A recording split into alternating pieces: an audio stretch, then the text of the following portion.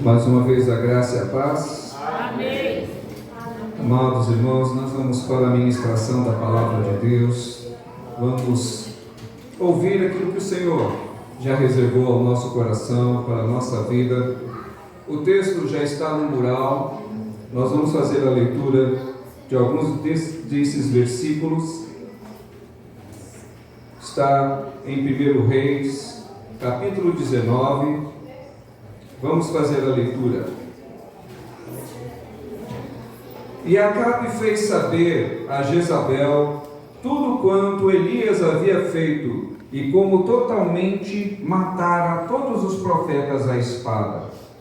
Então Jezabel mandou um mensageiro a Elias a dizer-lhe: assim me façam os deuses e outro tanto, se de certo amanhã, a esta hora, não puser a tua vida como a um deles. O que vendo ele, se levantou, e para escapar com vida, se foi e veio a Berseba, que é de Judá, e deixou ali o seu moço.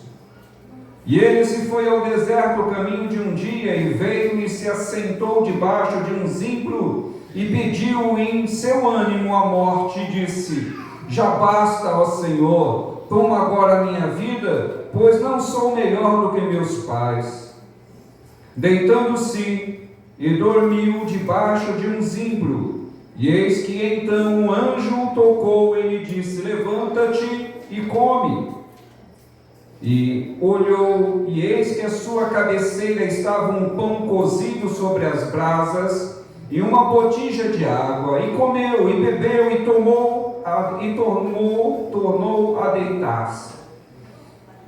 O anjo do Senhor tornou segunda vez, e o tocou e disse: levanta-te e come, porque muito comprido será o caminho. Levantou-se, pois, e comeu, e bebeu, e com a força daquela comida caminhou 40 dias e 40 noites até Horebe, o monte de Deus. Amém. Amém. Vamos orar mais uma vez. Deus Santíssimo, nós temos a oportunidade de orar, de entrar na sua presença, de reconhecer que sem Ti nós somos vazios. A vida perde completamente o sentido, Pai, sem a Tua presença.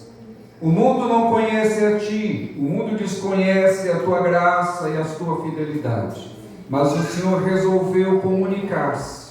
E há séculos, meu Pai, a Sua palavra tem sido proclamada por muitos lugares nessa terra. Aqui também, Senhor, a Tua palavra tem sido proclamada, e nós aprendemos, Senhor, todas as semanas mais e mais a respeito de Ti, a respeito da Sua grandeza, a respeito da Sua fidelidade. E nessa noite não será diferente. Nós iremos, ó Pai, abordar tudo aquilo que o Senhor tem feito, ainda fará através do Seu poder, da Sua imensa graça, sobre a Tua igreja e sobre aqueles que o Senhor escolheu. Nós Te agradecemos por essa oportunidade, no nome bendito de Jesus. Amém. Amados irmãos, nós lemos 1 Reis. É um texto que vem trazendo um período histórico em Israel. No período em que nós estamos lendo, foi um período onde o reino havia sido dividido.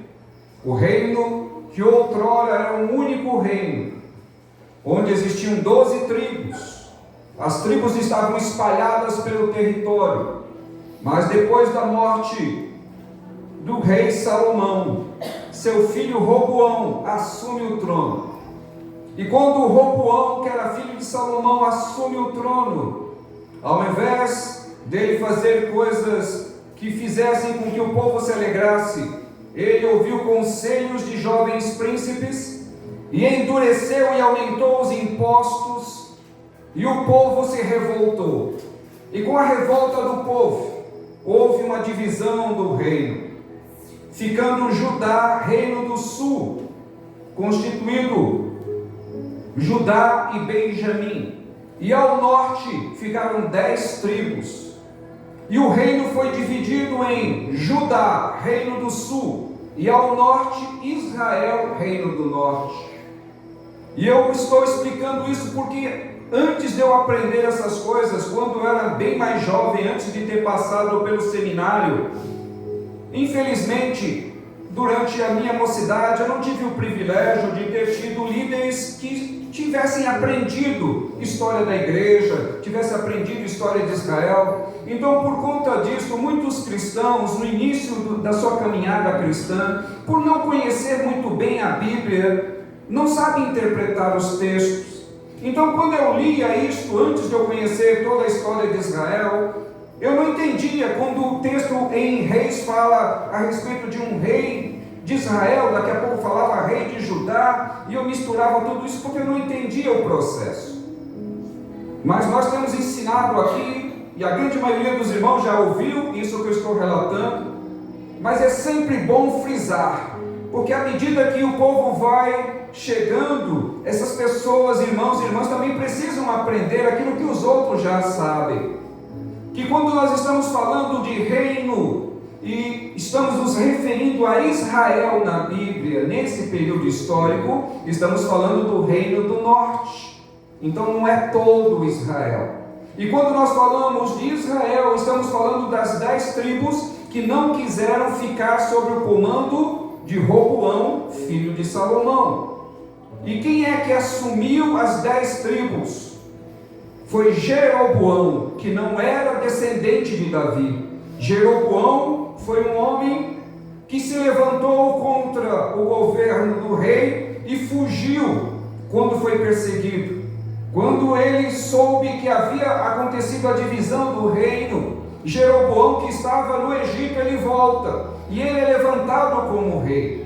E Jeroboão não era um homem segundo o coração de Deus. E Jeroboão fez com que o reino do norte tivesse uma capital chamada Samaria. E lá no reino do norte foi criado um novo templo. Lembrando que o templo original, construído por Salomão, estava em Judá, reino do sul.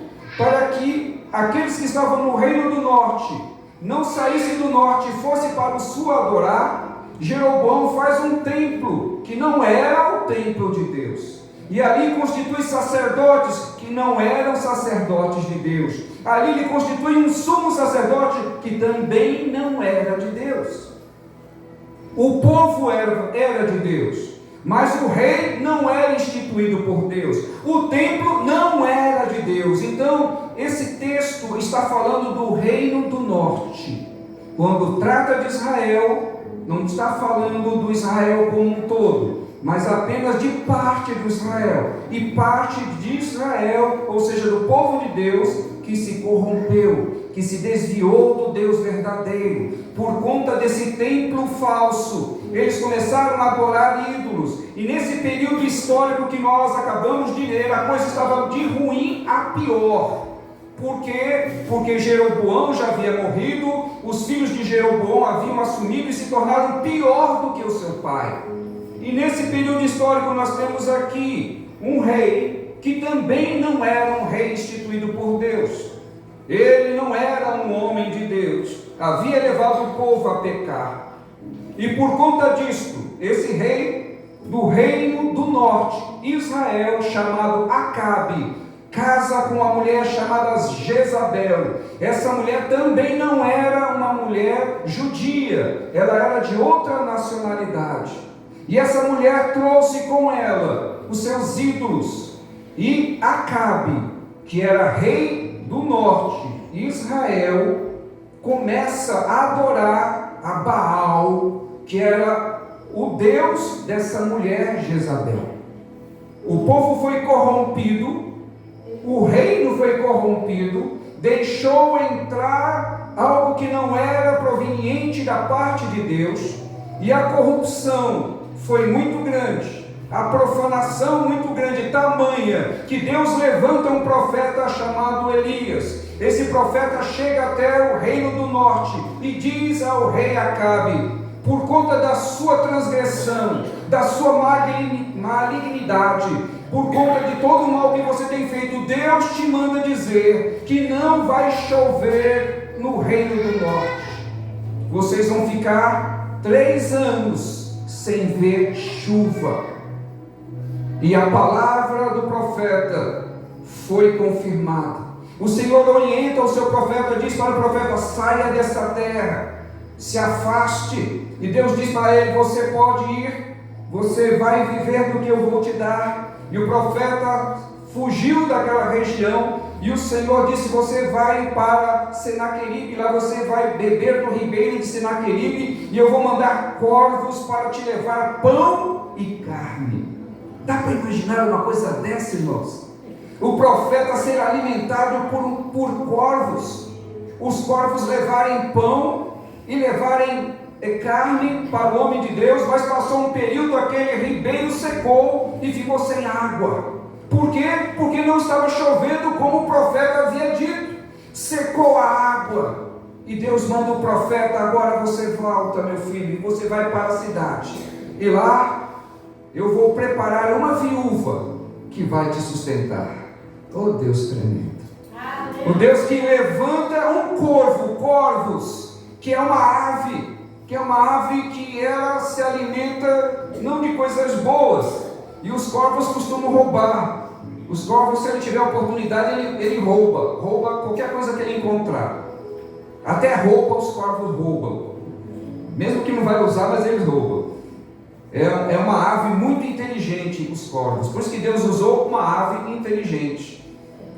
Bom, então esse é o pano de fundo. O pano de fundo é: Deus levanta um profeta, o profeta vai até o rei corrupto e diz: não vai chover segundo a minha palavra. E o que acontece? O rei fica com ódio desse profeta, e o rei manda procurar o profeta em tudo quanto é lugar para matar o profeta, e Deus esconde o profeta. Deus não deixa que o rei encontre o profeta. Por quê? Porque Deus zela pelos seus e zela pela sua palavra. Ele é o Deus da palavra, Ele é o Deus que garante. Então Deus dá o escape no momento certo. Por quê? Porque Ele tem compromisso com os seus e com quem usa a sua palavra. Então entenda, irmãos, que nem tudo que se é profetado aí, Deus tem compromisso. Deus não tem compromisso com o profeta que Ele não tenha levantado. Deus não tem compromisso com profecias que Ele não tenha mandado. Então, servos de Deus, homens e mulheres de Deus, quando receberem uma profecia, analise, ore, espere para que essa profecia se cumpra. Se ela se cumprir, esse profeta ou essa profeta é de Deus. Mas se não se cumprir, você não precisa ficar preocupado porque duvidou da profecia. Se alimente na palavra de Deus. Viva pela palavra de Deus. Por quê? Porque ela sim tem garantia. Depois disso tudo, amados irmãos, desse pano de fundo, nós entramos agora nesse trecho onde o servo de Deus, Deus manda que ele retorne. Manda agora Elias, que havia sido procurado. Lembra? Rei Acabe queria matar Elias. Elias passou a ser o inimigo número 1 do reino do norte. Reino do norte, lá em cima. Agora o Senhor diz para o seu profeta: meu filho, volte para lá, e eu vou te levantar, e você vai falar e vai trazer algo para aquele povo. Lembra? O povo, mesmo tendo sido separado do reino do sul, continuava sendo o povo de Deus. Então Deus tem compromisso com o povo? Sim, Deus tem compromisso com o seu povo. E Deus levanta esse profeta. Então o texto que nós lemos é um texto que diz o seguinte: e Acabe fez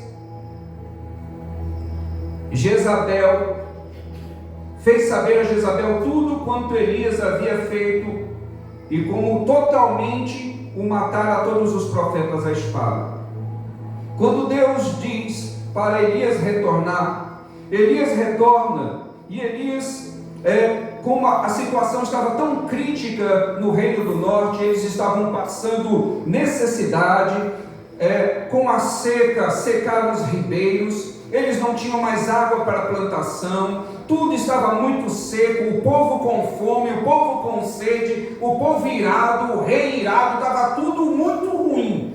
E Deus manda o profeta retornar. Quando o profeta retorna, ele encontra com um servo de Deus, Obadias.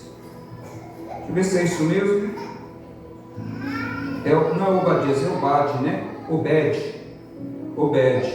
É Obadias mesmo. Esse Obadias, ele era mordomo. Esse Obadias, quando Acabe e Jezabel começam com a perseguição em relação ao povo de Deus, esse homem, ele esconde profetas. Ele pega profetas e leva esses profetas em grupo 100 profetas, e ele coloca esses profetas em cavernas para que eles não sejam mortos por Jezabel. Então Obadias era um homem de Deus, estava no reino do norte, não concordava com as coisas que lá eram feitas. Então Deus, mesmo no meio daquele povo que estava se corrompendo, Deus tinha os seus selecionados. Não eram todos corrompidos, não eram todos maus, mas grande parte do povo havia adorado a Baal, havia se prostrado ao ídolo, porque Jezabel havia levado Baal para ser o rei, ou seja,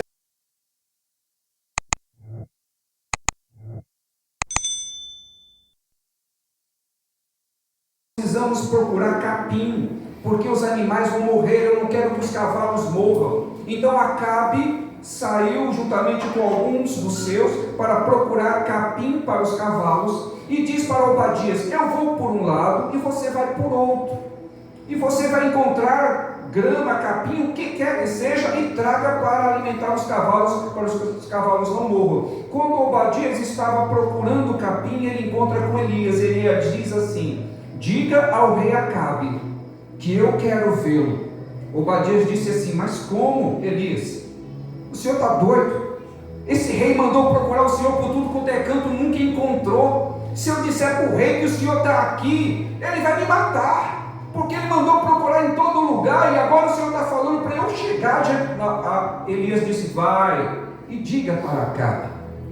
Diga, sabe por que nada vai acontecer com você? Porque Deus não vai permitir que aconteça com você, Obadias. Faça aquilo que eu estou orientando. Ou seja, um profeta de Deus, quando ele fala, ele tem a autoridade do alto.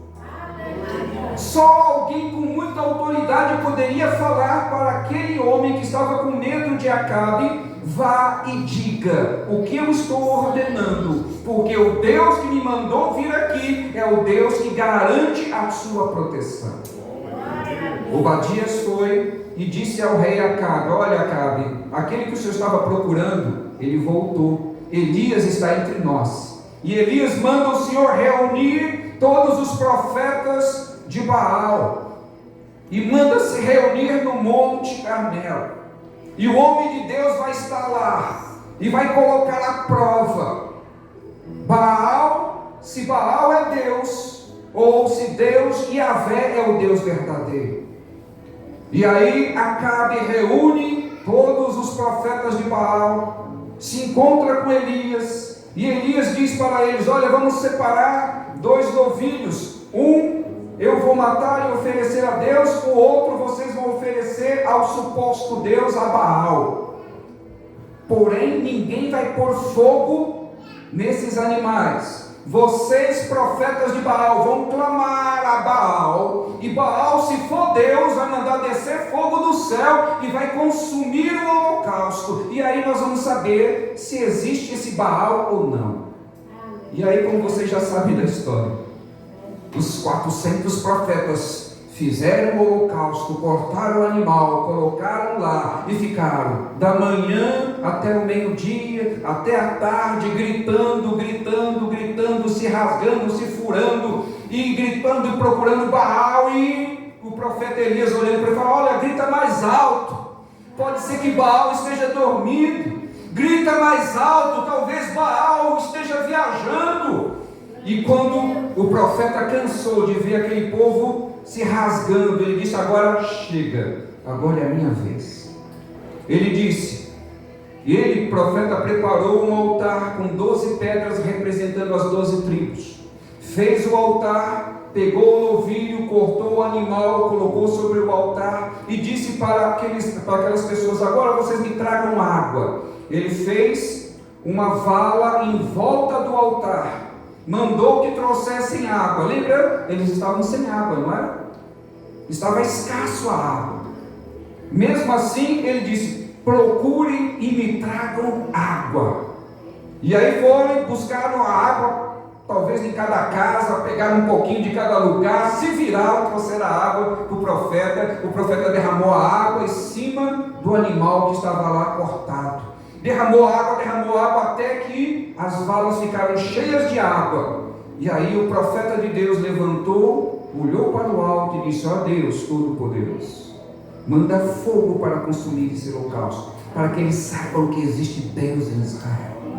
E o fogo do céu veio e lambeu aquela água, queimou o holocausto, e ali Deus mostrou que tinha poder. Lembra? O povo estava todo reunido e o povo se prostrou e adorou e falou: só Jeová é Deus, não existe outro Deus a não ser Jeová. E o povo reconheceu a soberania de Deus.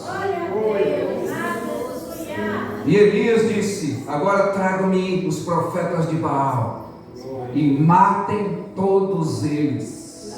E ali foi uma carnificina e mataram todos os profetas de Baal.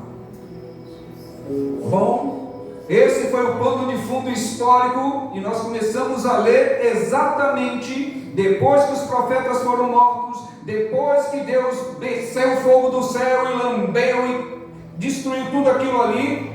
O profeta agora, ele ouve uma notícia de que Jezabel, quando soube que os seus profetas haviam sido mortos, Jezabel prometeu que não passaria 24 horas sem que ela não mandasse matar Elias e fizesse com ele o mesmo que foi feito com os profetas. E Elias, cai fora. Glória a Deus. O profeta fugiu, foi embora. Elias, que nós estamos falando a respeito deles, profeta como ele nunca houve. O homem que andava e fazia a vontade de Deus. Agora o profeta, ele se levantou para escapar com vida. E ele saiu, lembra, ele estava no norte. Ele saiu do norte e foi para o sul. Então ele desceu ao sul. Ele deixou o seu servo em Berseba. E ele foi ao deserto, caminho de um dia, e se assentou debaixo de um zimbro e pediu em seu ânimo a morte. Elias estava tão deprimido e com tanto medo que ele foi para o deserto sem água e sem comida. Ele foi para o deserto pensando em morrer. Ele estava decidido que a vida dele não iria continuar. E ele estava tão desolado que ele pede a morte. E ele ali adormece. E o texto nos diz que depois de um tempo o Senhor manda ali um anjo, o anjo toca e disse: levanta-te e come. Ele olhou, eis que na cabeceira estava um pão cozido sobre as brasas e uma botija de água. Comeu e bebeu e voltou a deitar-se. Estava mal, estava deprimido, estava angustiado, seu coração estava apertado. O mesmo que havia visto Deus mandar fogo. O mesmo que depois que Deus mandou fogo, Deus disse para o profeta que mandaria água. Eu esqueci de falar disso, que é um ponto principal. O profeta foi lá, o mesmo profeta que disse que não desceria água durante 3 anos, depois que faz tudo aquilo que eu acabei de falar para vocês, Deus disse para ele: agora você diga que vai chover, e eu vou mandar água. E o profeta se levantou e disse que Deus ia mandar chuva, e mandou chuva sobre aquela terra, e houve chuva sobre a terra, porque Deus é o Deus de palavra. O mesmo profeta que viu Deus descer fogo dos céus e queimar o holocausto, O mesmo profeta que viu Deus levantar nuvens e derramar chuva sobre a terra, agora estava fugindo de Jezabel, porque ficou com medo. Ele era homem natural, e as pessoas também passam por esses problemas existenciais. Ele estava deprimido, ficou com medo, fugiu, pediu a morte. Estava tão deprimido que resolveu que iria morrer no deserto. E Deus não deixou que isso acontecesse. Mandou o anjo levar pão e levar água. Depois que o servo de Deus comeu e dormiu, o anjo acordou. Ele novamente falou: come e bebe e anda. E Deus mandou aquele homem. E ele andou 300 quilômetros. Noite e dia, com aquela comida, sustentou ele durante 40 dias e 40 noites. Eita Deus poderoso! O cidadão estava querendo morrer. Deus não deixou ele morrer. Não levou água, e Deus mandou água. Não levou comida, Deus mandou comida. Ele estava só, Deus mandou o anjo para falar com ele. Deus diz: levanta, vai, porque eu tenho algo ainda para fazer. E ali ele caminhou 40 dias e 40 noites até o Monte Horebe, o monte onde Deus falou com Moisés, o monte onde Deus falou com seu servo, o monte onde Deus deu ali as tábuas da lei, ali onde Moisés no passado Deus trouxe restauração. Deus manda o seu servo para um lugar de restauração. Para onde você vai, Elias? Você vai para onde eu te mandar. E que lugar é esse, Elias? Você vai para o monte da restauração. Deus restaura os caídos, Deus restaura os tristes, Deus levanta os abatidos. Deus é o Deus que restaura os seus. A igreja tem seguido esse caminho há séculos. Em muitos lugares o evangelho tem sido perseguido. Em muitos lugares homens e mulheres de Deus estão passando por situações de aperto, mas Deus tem levantado profetas ainda nesses dias para levar as boas novas para os seus filhos e filhas. Nesses dias o Senhor tem levantado profetas e trazem profecias que são dignas de serem reconhecidas e recebidas. Por quê? Porque elas vêm da parte de Deus. E Deus cuidou da depressão do profeta. É interessante que Deus tratou a depressão de Elias com descanso e alimento. Deus deixou o cidadão dormir, deu a ele comida, deu a ele água.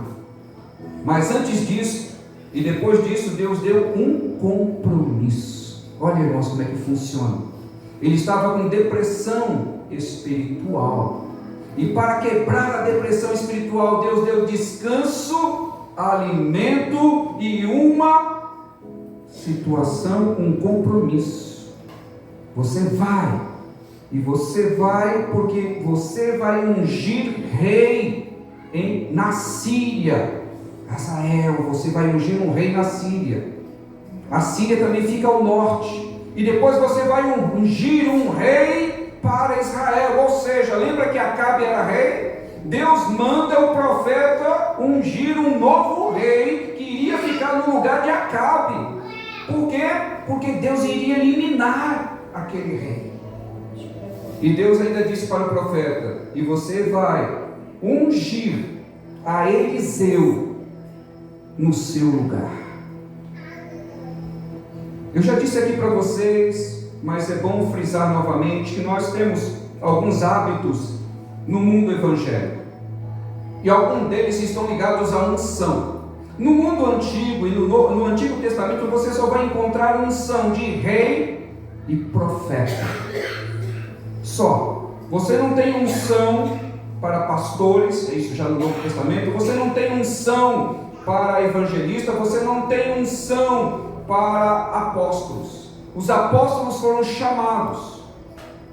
Os pastores foram chamados, os diáconos foram chamados, evangelistas foram chamados. O apóstolo Paulo não recebeu nenhuma unção. Colocaram as mãos sobre ele e sobre Barnabé. O que a igreja faz? Ou seja, o que a autoridade que está na igreja faz? Impõe as mãos, e à medida que impõe as mãos, ele está dando autoridade. Os diáconos recebem autoridade, os pastores recebem autoridade, os reis recebem unção, os profetas recebem unção. A unção é muito importante, irmãos. A unção não é algo que a gente faz de qualquer forma. Qual é a outra forma de unção que nós temos na Bíblia? Ungir os enfermos. Em Tiago está lá: chame os presbíteros da igreja e eles unjam os enfermos. Se tiverem cometido pecado, seriam perdoados. Então nós temos a unção de profeta, de reis e para os enfermos. Então, quando nós entendemos esse processo, nós continuamos a entender que Deus zela pelas coisas que são santas. Vocês estão entendendo? Unção não é qualquer coisa. Unção é estabelecimento de um compromisso. O compromisso do homem com Deus é de cumprir a responsabilidade. O compromisso de Deus com o homem é de curar e é de dirigir. Então, quando um rei era ungido por Deus, coisa que Jeroboão não foi, coisa que Acabe não foi, nenhum deles foi ungido por Deus do reino do norte, apenas aquele que Deus levantou na boca do profeta Elias. E Elias deveria ungir o rei, para o qual? Para o reino do norte. E aí você tem aqui o Senhor disse para Elias: volta pelo caminho para o deserto de Damasco, vem e unge Azael, rei sobre a Síria. Também a Jeú, filho de Nissim, ungirás rei em Israel, e também Eliseu. Essa foi a ordem de Deus. Acabe não era ungido, os filhos de Acabe não eram ungidos, Deus não tinha um compromisso com o reino do norte, mas a partir do momento que ele manda ungir um rei no reino do norte, Deus passa a ter compromisso. E diz para Elias, o que Elias aprendeu? Elias aprendeu que Deus levantou um outro profeta no lugar de Elias, que é o profeta Eliseu. Então, o profeta Elias, que se achava muito bom, e realmente era, que se achava muito importante, verdadeiramente era, mas ele entrou em depressão. E como eu disse, Deus curou a depressão de Elias com descanso, com comida e com uma responsabilidade. Ali, Elias foi para a caverna. Estava muito ruim. E Elias declarou, e quando o Senhor pergunta, ele faz uma pergunta: o que fazes aí, Elias? Lembra, Deus mandou que ele fosse para o monte, não mandou ele para a caverna. Deus mandou que ele fosse ao monte, porque Deus iria falar com ele no monte. O que Elias faz? Ele estava deprimido e ele encontra uma caverna, ele entra na caverna. E quando Deus diz: saia, Elias, ele fica dentro da caverna. E como ele estava ainda nesse processo, Deus tratando com ele lá dentro da caverna, Deus faz algo extraordinário. E ali diz o texto: e disse: sai para fora, põe-te neste monte perante a face do Senhor. Eis que passava o Senhor como também um grande vento, que fendia os montes e quebrava umas penhas diante da face. Ou seja, Elias estava dentro da caverna, Deus mandou: sai para fora. Elias ficou do lado de dentro da caverna, estava deprimido, e ele ouviu um vento muito forte que estava destruindo as pedras. Dá para imaginar um monte na região lá de Israel, as terras são secas. E quando se ouve um vento muito forte e vê muito barulho, significa que as pedras estão rolando, as coisas estão quebrando, e Elias está lá dentro da caverna, agora que ele não sai mesmo. Ele ouve aquele barulhão todo e ele fica dentro da caverna. Não bastasse isto. E aí, depois, porém, o Senhor não estava no vento. E depois do vento, um terremoto. Também o Senhor não estava no terremoto. E depois do terremoto, um fogo. Porém, também o Senhor não estava no fogo. E depois do fogo, uma voz mansa e delicada. E sucedeu que, ouvindo Elias, envolveu seu rosto na sua capa, saiu para fora e pôs-se à entrada da caverna. E eis que veio ele uma voz que dizia: o que fazes aí, Elias? Deus não sabe de todas as coisas? Por que é que Deus está perguntando para Elias? Se Deus sabe de tudo, não faz sentido essa pergunta. Mas Deus perguntou para que Elias dissesse. E Elias disse: eu estou aqui, porque só sobrou eu. Todos estão me perseguindo. O povo quer me matar. Eu sou o único que sobrou.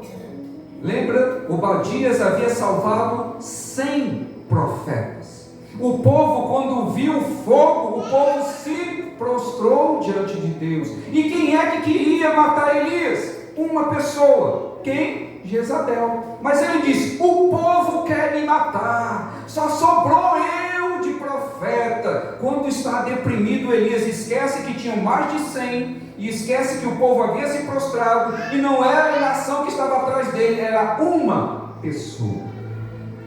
A depressão espiritual de Elias fez até com que ele esquecesse o propósito de Deus. E o Senhor quer tratar conosco, irmãos. Ele está perguntando: onde estás? O que você está fazendo?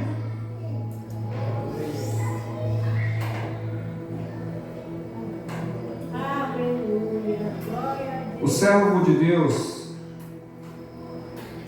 estava ali e só saiu à porta quando ele ouviu a voz mansa do Senhor. Ele não saiu com terremoto, ele não saiu com grande vento, ele não saiu com fogo, mas só saiu quando ouviu uma voz mansa e suave do Senhor.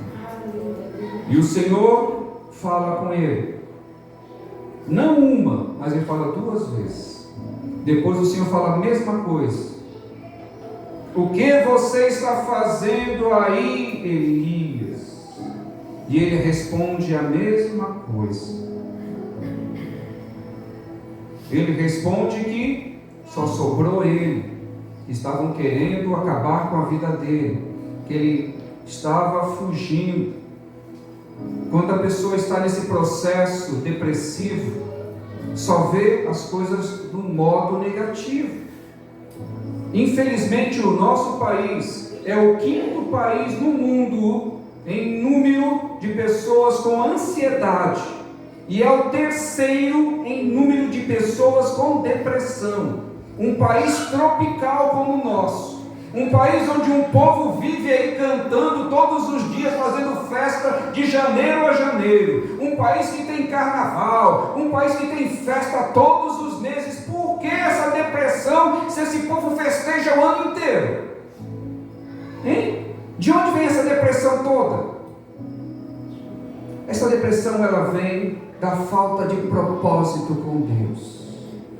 Quando um cristão, ele olha para a sua vida e ele não enxerga um propósito, não enxerga para que o Senhor o chamou, não olha e vê as maravilhas de Deus na sua vida, bate a depressão como se ele fosse o pior, como se fosse a pessoa mais sofrida, como se tudo de ruim acontecesse com ele ou com ela. Olha, ninguém gosta de mim, ninguém deixa eu fazer nada, quando deixa eu fazer as pessoas ficam me criticando, eu não sou bom o suficiente. É um monte de situações depressivas. E Elias estava assim. Eu sou o único, só sobrou eu e todos querem me matar. Tudo negativo.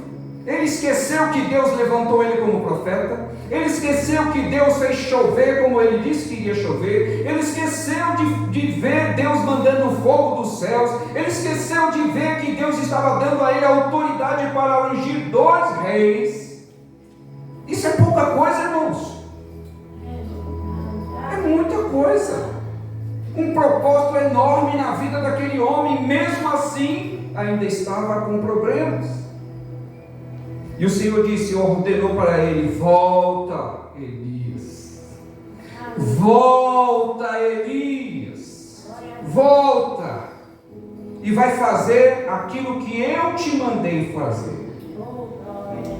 Elias, ele aprendeu que ele não era indispensável, porque Deus havia levantado um outro profeta.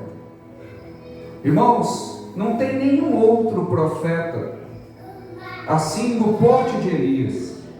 Lembra, Elias estava com medo de morrer. Elias foi o único que não viu a morte. Elias foi o profeta que foi elevado aos céus no redemoinho. Ele não viu a morte. O homem que foi para o deserto para morrer de sede e de fome, Deus manda um anjo e leva água, leva comida. Deus é contigo, meu querido, minha querida. Você ainda tem dúvida que Deus é com você nesse negócio? Tem dúvida? Precisa ouvir mais ainda de que Ele é contigo? Quando não tem água para os outros, Ele dá água para você. Quando falta comida, Ele te dá comida. Quando te falta incentivo, Ele incentiva você. O que está faltando para a tua vida? Não precisa mais de anjo, porque o Senhor já mandou a palavra. A palavra veio do alto para a tua vida. Ele ficou desanimado, mas Deus levantou ele. Levantou, enviou e ele foi. Foi restaurado. A sua fé foi restaurada. O seu propósito foi restaurado. Elias, ele vai e tem mais experiências ainda com Deus. O Senhor quer ter experiências comigo e com você, meu querido irmão e minha querida irmã. Ele está tratando a nossa vida, essa síndrome do coitado, da coitadinha, que ninguém gosta de mim, que eu sou o pior, que ninguém olha para mim, sei lá.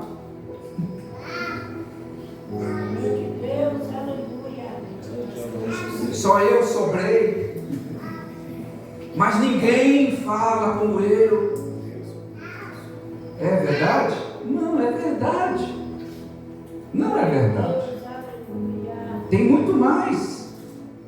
Para evitar a depressão espiritual, precisamos enchermos a nossa mente com pensamentos. Eu sou um grande pecador, mas Cristo é o Salvador e é muito maior na minha vida. Meus problemas são maiores do que eu, mas Jesus é forte o suficiente para resolver os nossos problemas. O problema é seu? Não, o problema é dele. Se é seu, então toma para você, mas os problemas não são meus, os problemas são dele, ele resolve. Agora, se você diz, não, é meu problema, então, meu irmão, você está tomando posse do problema. Minha irmã, você está colocando o problema debaixo do braço, está levando o problema lá para a sua cama. Você deita e o problema dorme do seu lado. Você levanta pela manhã, o problema ainda está lá roncando. Mas se você colocar esse problema nas mãos do Senhor, Ele não vai mais dormir com você. Você vai pôr para fora. O problema não é seu, é dele. Meus problemas? Que meus problemas? Eu não tenho problema. Eu tenho alguém que soluciona os problemas. Irmãos, Deus te entende. Jesus te ama. E o Espírito Santo te conforta. Quer mais do que isso? Existe um Deus que entende você. Existe um Deus que entende os seus pensamentos e entende os seus propósitos. Jesus te ama com amor eterno e o Espírito Santo nos consola. Guarde essa palavra no teu coração. Deus tem um propósito e Ele vai continuar exercendo a sua autoridade sobre a vida dos seus, porque o Deus que nós servimos é um Deus de propósito. E Ele te chamou com um propósito nessa terra. Se você ainda não sabe, peça que Ele te oriente, para quando você estiver no propósito de Deus, os seus passos, as suas decisões serão para fazer aquilo para o qual Deus te chamou especificamente. Pode ter certeza, o mesmo que chama é o mesmo que capacita, e é o mesmo que envia, é o mesmo que dá a guarda, é o mesmo que protege. Louvado seja Deus. Você pode orar comigo? Aí mesmo sentado no seu lugar, não precisa levantar não. Se você entendeu a palavra do Senhor para a tua vida essa noite, se até então você chegou aqui se achando um coitadinho, uma coitadinha, essa palavra foi para o teu coração, para que você entenda o propósito de Deus. Deus te chama para um grande propósito. Nós vamos orar. Ó Deus, nós te exaltamos, te glorificamos e te bendizemos. Nós ouvimos a tua palavra essa noite, a tua palavra nos convoca para nós ouvirmos a voz, uma voz calma, uma voz meiga, uma voz suave, que nos chama para estarmos de pé para um propósito que o Senhor tem. E o Senhor tem propósito para realizar nas nossas vidas, nós somos convictos disso.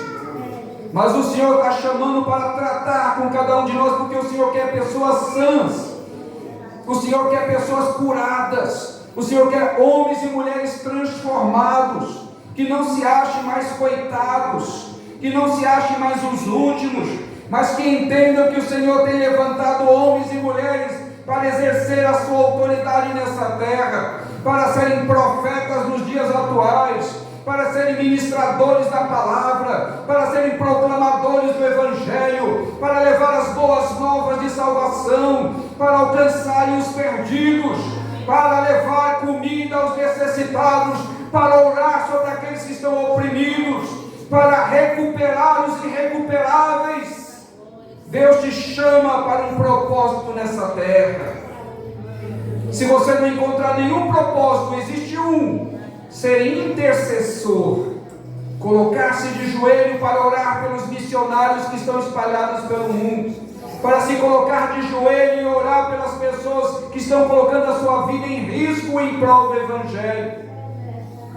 Então existe um propósito para cada um, e um principal propósito é servir a Deus e amá-lo sobre todas as coisas, e amar o nosso próximo como a nós mesmos. E aí cumpriremos com o papel que o Senhor nos chamou. Amém?